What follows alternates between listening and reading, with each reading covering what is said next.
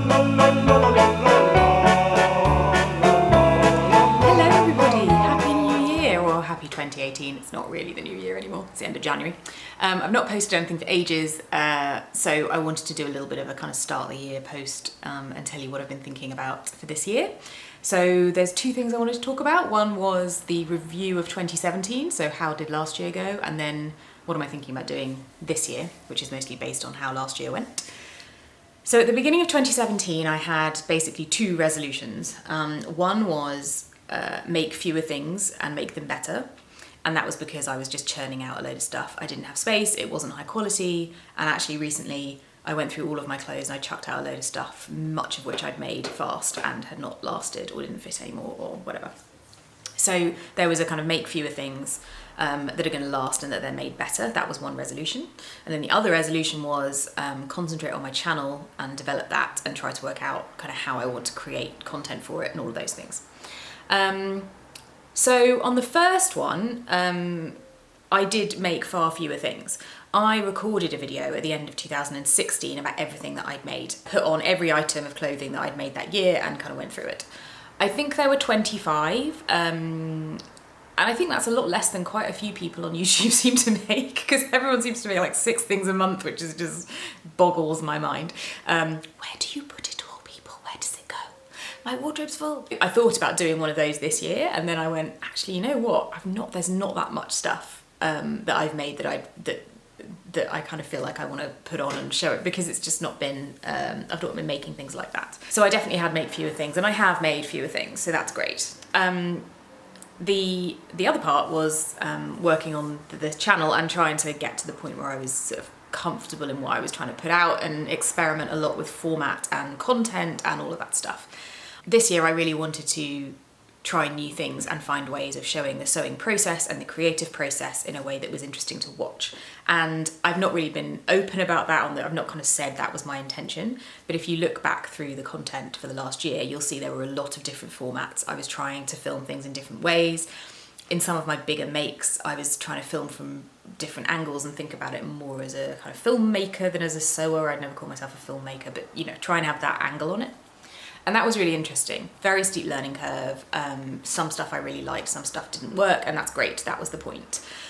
But what it did mean is, because I was focusing so much on my channel, I was really making content for the channel. And the result of that is that I've ended up at the end of the year with some really interesting, a great experience and some content that I'm really proud of, but not actually that many clothes that I want to wear.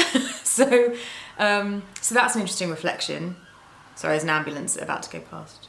Oh, who very conveniently just turned their siren off. Thanks, guys. The recreation series, that was basically a kind of combination of those two resolutions coming together. So it was the make fewer things better and do cool stuff for YouTube, and it just created this really nice idea that worked really well for that, which was recreating iconic dresses and outfits from history. Originally, it's actually turned into from film, but that's fine. So fast forward a year, and I'm sitting in my house at Christmas thinking, what do I want to do this year on my sewing stuff? And I think where I got to is it's just a slight evolution on those two ideas. So I still want to make fewer things better. I don't want to be making more than about one thing a month. Maybe even less than that, depending. Time at the moment is not my friend, so could be less than that. But what I want to do is, rather than focusing so much on content for YouTube, though I will be filming and putting stuff out, is actually make things I want to wear. So I'm just taking a slight spin on that, and I'm going to start trying to make things with couture techniques that will really last, and that kind of step up sewing stuff. That's one thing. So couture style garments. I will still make things quickly, I'm sure, for like to just fill need of having something new to wear, but I really want to try and concentrate on that. And then the second part is use my stash. I didn't have a stash this time last year, really. I just used to buy things for the projects that I made, but I really have got one now. So I want to try and work through it, partly because it's got gorgeous fabric in it. I've done things like I went to Thailand and I bought silk. You know, that's beautiful, really high quality, amazing fabric that's just sitting there waiting for me to come up with an idea and be less scared about cutting it up to make with it. So I want to actually do that and use the stuff that I have rather than necessarily going out and buying more things. I want to show you the first thing that's on that list. So this is a dress that I've been wanting to make for ages. And I bought Gertie's Ultimate Dress Book almost entirely for this particular pattern, though all of them are great. So if you don't own this, it's amazing. It's a great book. But this dress I just loved, and it was basically the reason I bought it in the first place. This is the hot pink crepe dress, I think it's called. Anyway, it's on page 216, 17. But it's lovely. It's tailored, it's simple, it's got a vintage feel, boat neck. I sort of have come up with a plan for doing a slight adaptation. So what I want to do is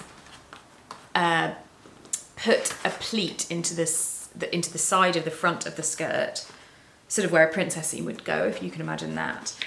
But have the pleat have a different fabric at the back, so that when you walk and the pleat opens, you get a like, woo, of fabric behind it.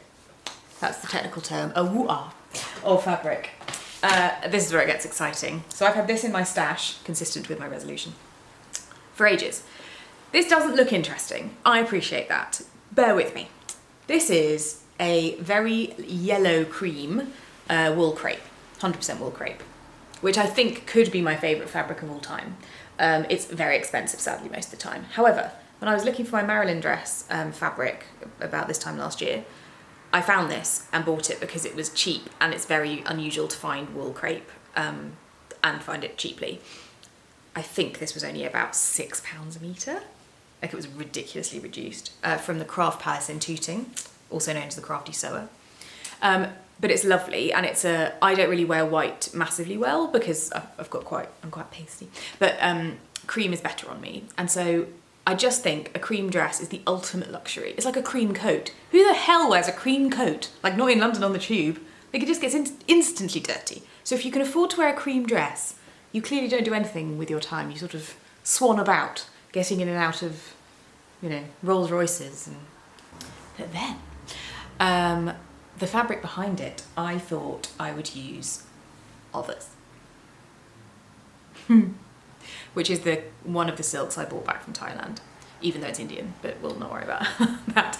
So this is embroidered silk, and it's so beautiful, and it looks so lovely with this. Look how beautiful those are. I just think this will look amazing popping out from the back of the pleat. I'm going to obviously twirl it up to make sure that it does actually work from a sort of construction perspective. Then I'm also going to make piping out of this and pipe the waist seams, just so you have that kind of continuity of colour. And I'm so excited. I just think it's going to look amazing, assuming I can make it and don't fuck it up. Yeah, so that's the plan for the first one. And this will be, underlined and hand finished and all of those things. So yes, that's very exciting. The other thing to say, just on the 2018 schedule, which is currently one item and then an imaginary list of stuff, is that I will continue with the recreations. I have one underway. I'm not going to talk too much about it now because I'll do a proper video about it, but they are still happening in the background. I know it's been ages since I did one, like literally about 7 months, but they are quite intensive and they do take a lot of time, and I just haven't had that, but it's going to happen. So yes, that's still gonna be on the cards, and I'm excited about that. I may well start to combine the two and take inspiration from film and turn it into a modern couture garment that I can then wear, which I think could also be quite interesting. It's all about experimenting, basically, and I'm going to continue to try to just evolve and push things and see what works. What I would love to know from you guys is what I did last year you liked and would like to see more of. But it would be really useful to know, because it was a whole year of kind of different formats and experiments, and lots of people commented and I got a bit of a sense. But if you watch my channel a lot and you've been following it for the last year, and you have a view, I'd love to hear from you, even if you don't normally kind of comment. So there we go, that's the plan for 2018. And I hope your 2018 sewing lives are looking exciting and full of promise. And I will see you the next time I have something useful to show you.